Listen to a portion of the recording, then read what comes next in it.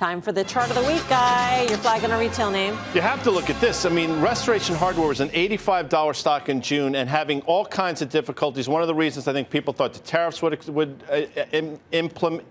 adversely affect them. But now look at it. It's more than doubled. Warren Buffett's taking a stake. They're coming off a great quarter, 12% revenue growth. And you say to yourself, there's no way this stock can be valued now given the run that it's had. Guess what? It's only trading at 16 times next year's numbers, which is relatively inexpensive given where it's traded before. So although it's had a huge run and Mr. Buffett's in it now, I think that RH can continue to go higher there, Melms. You had one spin in RH. Yeah, this was at one point a turnaround story and kind of a management change story, and also them getting really their Restoration Hardware Club, their loyalty club on board. You become a member, you become tied into the the ecosystem, and it works. And I can tell you it works. And I think this has also been part of that home improvement trade. I would rather than playing home builders, I would be in Home Depot, I would be in Restoration Hardware, I would be in Sherwin-Williams.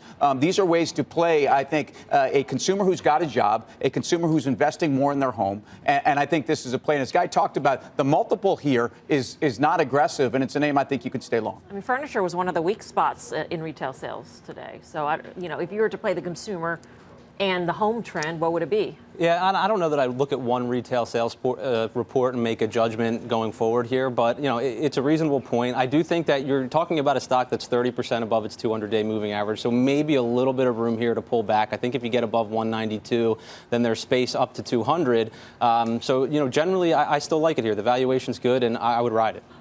This is definitely one of those stocks that is close to overbought, but when it's been overbought recently, it's unwound it without coming in hard on the name. So I think you're still okay, even though it's had a great year-to-date performance. I think you're okay still owning the stock up at these levels. Buffett really bought some interesting things. I mean, they're small positions, but interesting stocks. It makes you wonder if it's him or his tenants who